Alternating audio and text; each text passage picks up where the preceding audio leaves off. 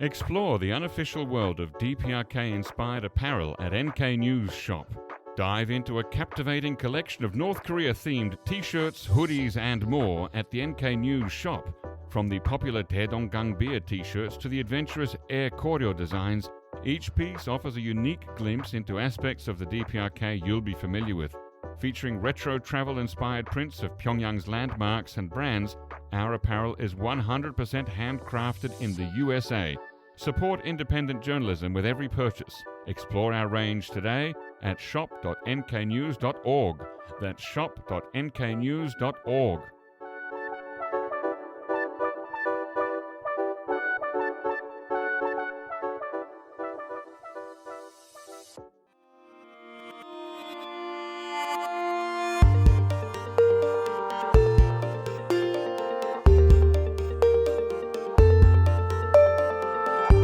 Hello listeners and welcome to the NK News Podcast. I'm your host, Jacco Zwetsloot, and this is Tuesday, the 27th of May. I'm joined here in the NK News studio by Jeongmin Kim. Jeongmin, welcome back on the show. Thanks for having me. It is exactly 1 week before the South Korean snap presidential elections. And of course, this is the NK News Podcast. We don't do Korea Pro here, so we've got to talk about something with a North Korea flavor. And so let's talk about the different candidates and their pledges or statements about North Korea. Well, let's start with the officially submitted 10 top pledges. Is that a rule? Does everyone get 10? Is that how it works? Yeah, so it's NEC asks this mandatory list to fill up by all the candidates that officially register as presidential candidates, and these are usually different categories, but sometimes when you are a minor party candidate like Lee Jun-suk that has a specific focus on a certain area, like youth policies, they would sometimes use multiple categories for the same area. But usually the legacy two major parties, they go for all different categories per section. Right. You can see the priority by how they order things, right? And it was pretty clear from the start that neither Moon-soo or Jae-myung, foreign policy or North Korea policy, were the main things. And that used to be a real distinguishing factor between the so-called Conservative Party and the so-called Progressive Party. Right. So and that to was now not mention it, it's like, ooh, what's the difference there? Yeah, so that was interesting because they do mention them because it is in their party rule book as well, the general policy guideline. And they do mention the things that are traditionally associated with the Conservatives or the Progressives. But they both toned down a little bit. For Kim, PPP candidate, the former labor minister Moon-soo, he did repeat a lot of unit administration era policies, but added to it with a lot of nuclear-y things. So this is a change from the 2022 official pledges.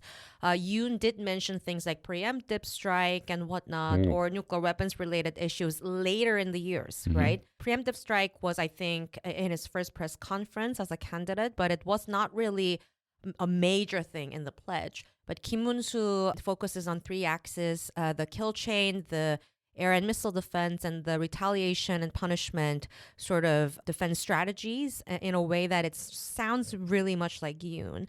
But he adds using tactical nuclear weapons in Guam, U.S. tactical nuclear weapons just for South Korea protection, or a redeployment of tactical nuclear weapons on the peninsula, and things like that in the pledges. Can he do that? Those aren't his nuclear weapons to pledge. That's what I'm saying. So I'm not sure if the U.S. gave him an okay sign for that, but he is saying that he will do that with through consultation with the U.S. and get the permission, basically. And he also mentions them as options, right? Like not complete pledges. One interesting thing in Kim Moon-soo's one that was not in Yoon's pledge in the past is updating the Mutual Defense Treaty with the U.S. to include a nuclear attack guarantee, a protection against nuclear attack guarantee, so that the U.S. forces will directly attack North Korea if South Korea gets attacked. Wow. Okay. So it sounds like very much a sort of peace through strength, very, very strong deterrence.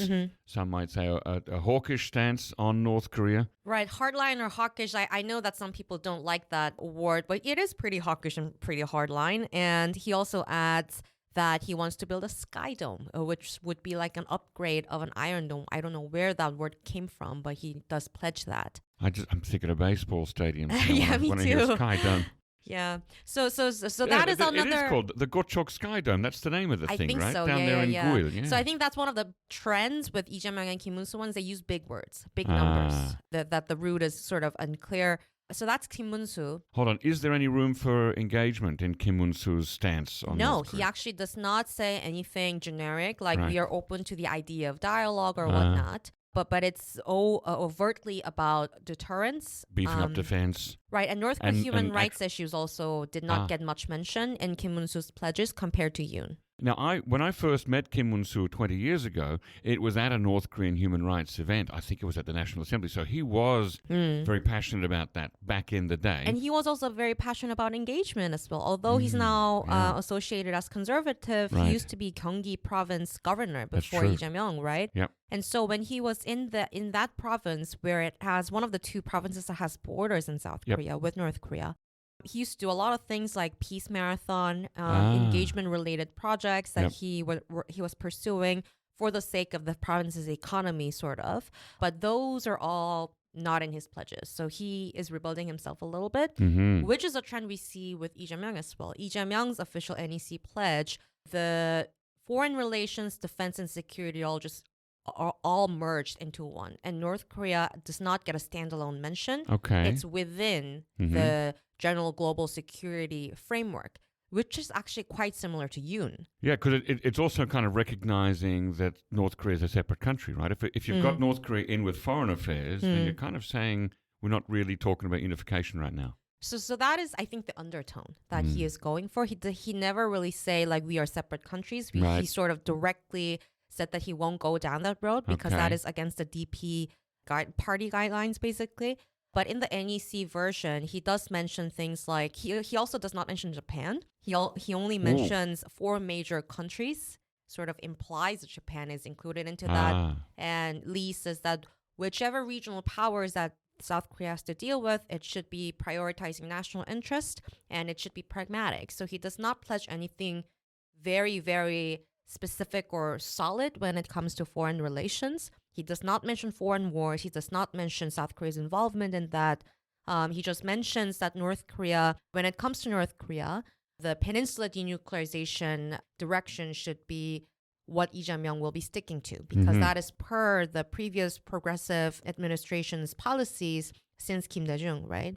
So he reiterates that. Yeah. But there is not much detail in the NEC version about North Korea itself. Did Lee Jae-myung not say earlier, separately, not part of the NEC 10 platforms, that he would like to go back to the comprehensive military agreement between North and South Korea and putting that back into play again? Oh, right. That was in the speech, and that is, I think, mentioned slightly, but not directly as CMA, but sticking to inter-Korean agreements. It is in his pledge. Kwon Young-guk, the Democratic Labor Party, the formerly Justice Party candidate, is the only person that is directly mentioning 9.19 남북 군사합의 CMA. Okay. That we have to restore that. Yep. And Kwon also goes into a very, very traditional progressive line of Eurasia initiative, economic, the one market sort of idea, like economic engagement with North Korea, using the whole peninsula so that the train can sort of link that's the South Korean. Okay. So the Busan to Paris. Right. Okay. The Moon era ideas that he pledged that are not in Lee's but in Kwon's. So that's interesting. Okay. But after the NEC versions, to be fair, Kim Moon-soo did not have much time to prepare for that because of the party drama. Right, the way that he was in and then he was out and then he was back in again. And so they really had to rush to get those 10 platforms out there. Right. So it's important to not just look at the NEC platforms, but also the debates, 3 debates. Yes. One on economy, then society, then politics. Politics is today, actually, Tuesday as we record. So they may go more into North Korea on that. I think so, because in politics, it's usually mentioned. North Korea is mentioned as a constitutional matter. And it's a wedge issue, isn't it? It is, in South Korean politics. That's the source of still is. a lot of nam-nam 갈등, the intra-South Korea friction. Which Lee Jae-myung is saying that is counterproductive. He keeps saying that ideology does not matter anymore in this day and age. Because he's a pragmatist now. Yeah. So he keeps saying that, although Kim Moon-soo and Lee Jun-seok, the Reform Party candidate and the PPP candidate, in the past 2 debates, continue to attack Lee for being pro-China and pro-North Korea, looking at his past remarks. Yeah. So it is still there. as one of the debate issues. And Lee Jae-myung did go into more detail this week about the North Korea and foreign relations pledge. Okay. Give us a couple of highlights there. Right. So the national interest first pragmatic foreign policy is the main policy direction that Lee is going for, which is in line with what he has been saying in the past few months. Interestingly, the U.S. alliance is in the forefront. It is higher up.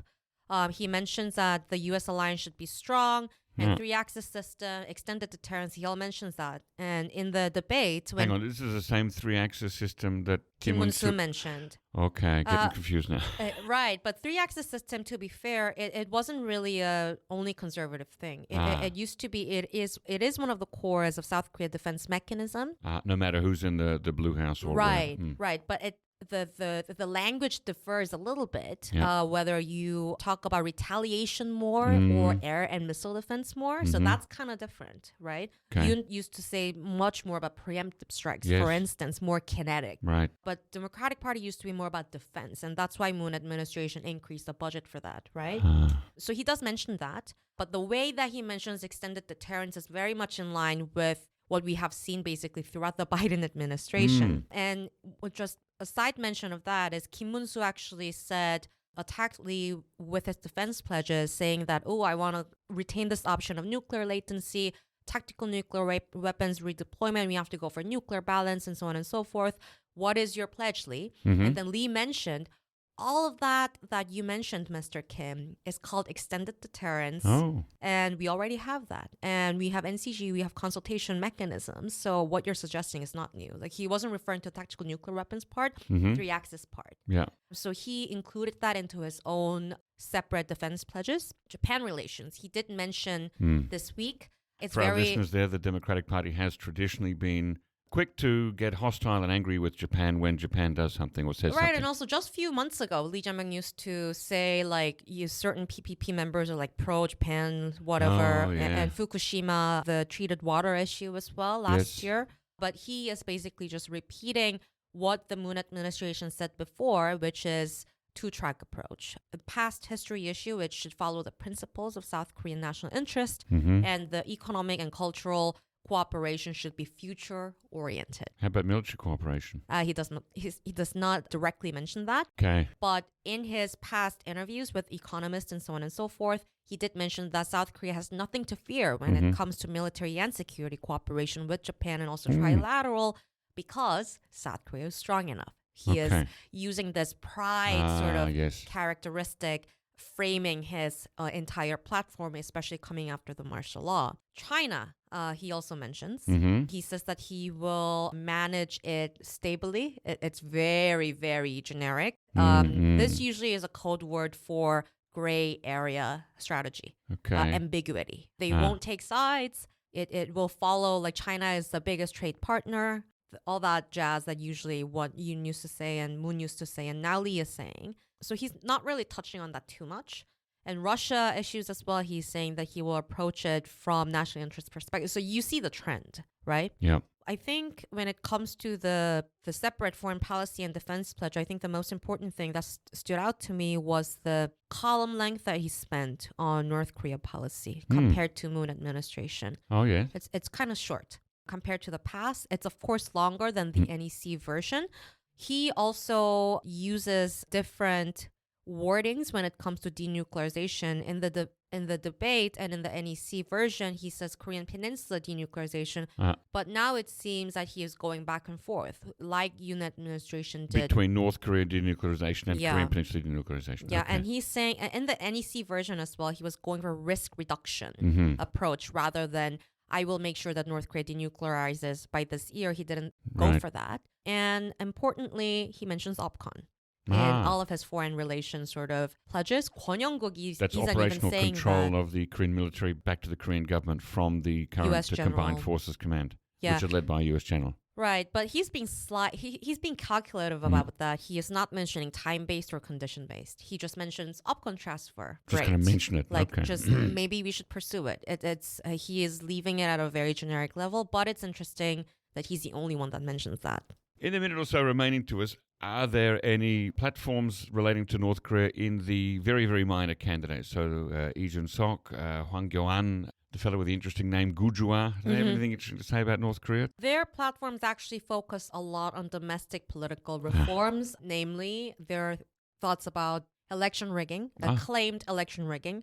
And so in linkage to that, North Korea is mentioned as anti-state forces, the threat, deterrence, and everything. But it is a usual minor conservative party level. Also, it's interesting this time around that Kwon Young-guk is the only minor progressive candidate. All the others are minor conservative candidates. And are they a little bit more to the right of Kim Moon-soo? Kim Moon-soo is trying to be shown as centrist right. Lee Jun-suk is trying to be shown as centrist. And all the others, aside from Kwon, minor party candidates, they are far more to the right. And so you will see a lot of familiar nature sort of pledges when it comes to North Korea, framing North Korea as the primary threat. Right, enemy number one. Okay. Well, so a week from today, we'll have the election. And then after that, probably the 2 episodes from now, we'll know who the next president is and what that policy will be. So stay tuned. Thank you very much, Jeongmin, for coming back on the show. Thanks for having me. Looking to stay informed about South Korea's fast-evolving political, business and cultural landscape? Join us on Korea Pro, the go-to resource for in-depth analysis expertly curated by top-tier professionals. And now you can pick the membership level that best suits your needs, thanks to our new subscription packages. Starting at just $199 annually, you can access daily analysis and our weekly podcast. Or try our premium membership package, which offers additional perks such as executive briefings, monthly reports and forecasts, networking receptions and event opportunities, as well as much, much more. To find the best fit for you, just head to signup.koreapro.org and become a member today. Ladies and gentlemen, that brings us to the end of our podcast episode for today. Our thanks go to Brian Betts and Alana Hill for facilitating this episode, and to our post-recording producer genius Gabby Magnuson, who cuts out all the extraneous noises, awkward silences, bodily functions, and fixes the audio levels. Thank you, and listen again next time.